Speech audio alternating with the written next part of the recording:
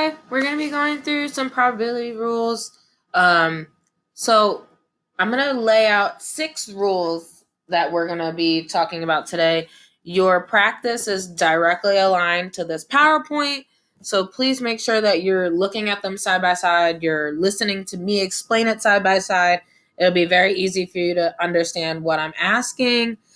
Please make sure to explain your work. There is a required question underneath the multiple choice questions or filling questions that ask you to explain what you did. And you could just tell me what equation you used.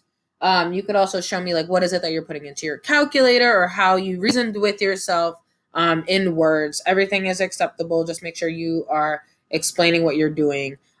Please ignore the answer key. I can't put in every single answer and every single variation that you guys are going to be putting in. So that answer key is going to be wrong. I'm the one who goes in and makes the final judgment call and will give you feedback on the form as well.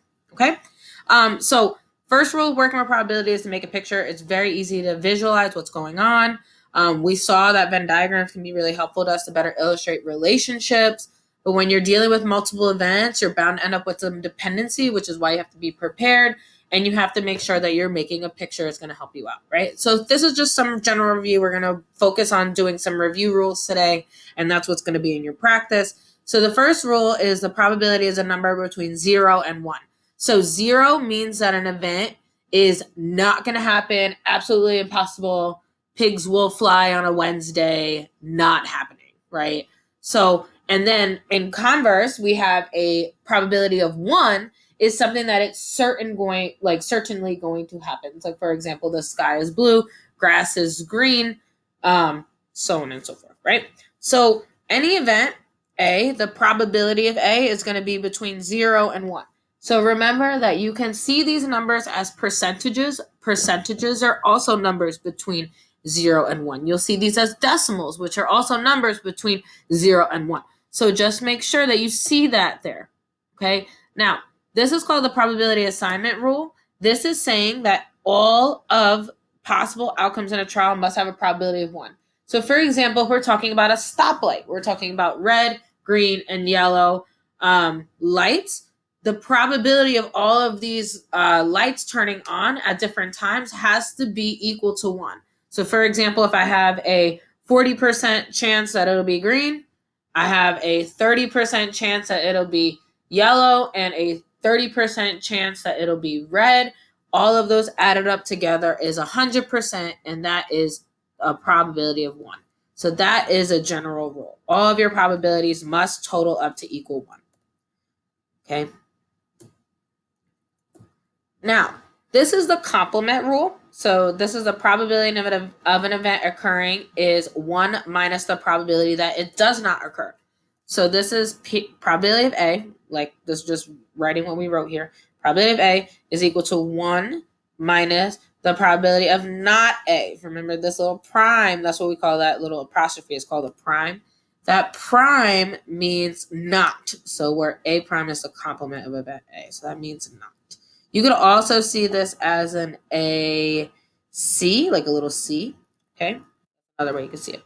Now, so this is an example. We're collecting data about the intersection of 56 and Cedar, about that stoplight. We observed that when at that intersection, the light is about 35% is green 35% of the time.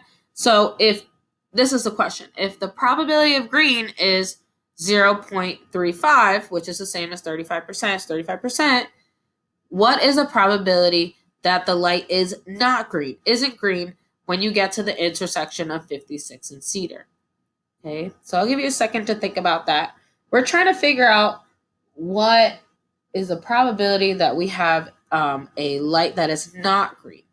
Not green. So that means it could be red or it could be yellow, just not green. Okay, so this is the solution. So not green is a complement of green. So we can use this formula up here. We have 1 minus probability of not green, which is 1 minus 0.35, is equal to 0.65, which is 65%. So 65% of the time, we will hit a light that is not green. Okay.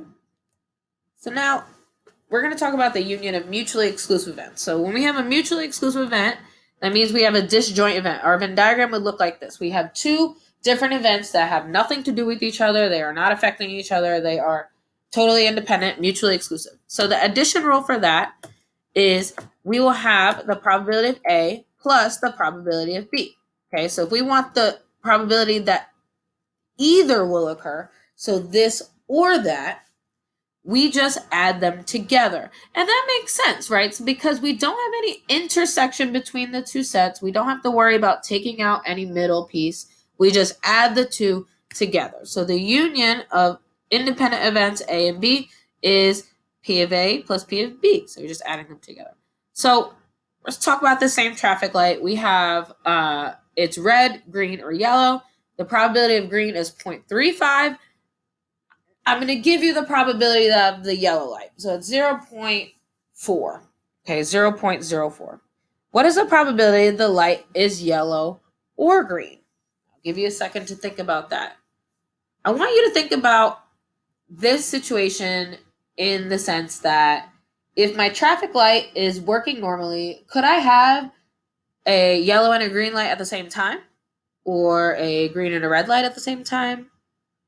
Does that happen? No, it doesn't happen, right? So that doesn't happen. So these are mutually exclusive events. The light can't be yellow and green at the same time. So we know that our Venn diagram is going to look something like this.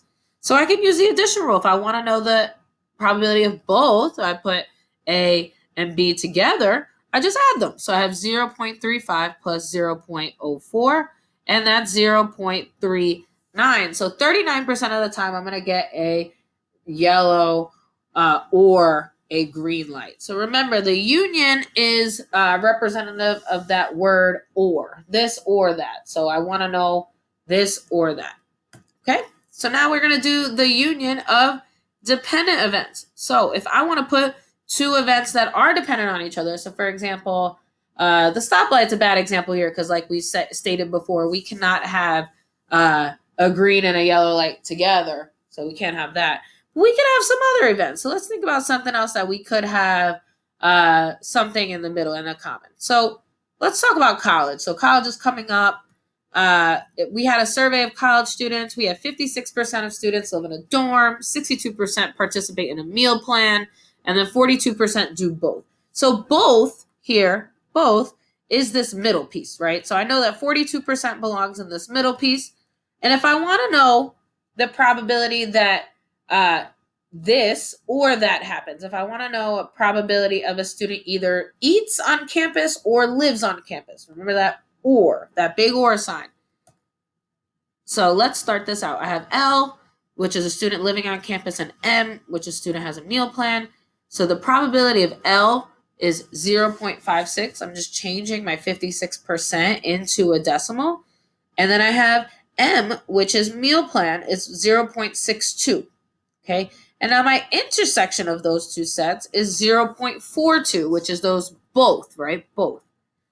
Now, if I wanted to find out this or that, dorm or meal plan, I have to follow this formula because I have to take out the 42%, this 42, that lives in both circles, right? So if I was representing this as a Venn diagram, I would have 0.42 in this middle, which would still live in this A circle, right? You see how that A circle is contained?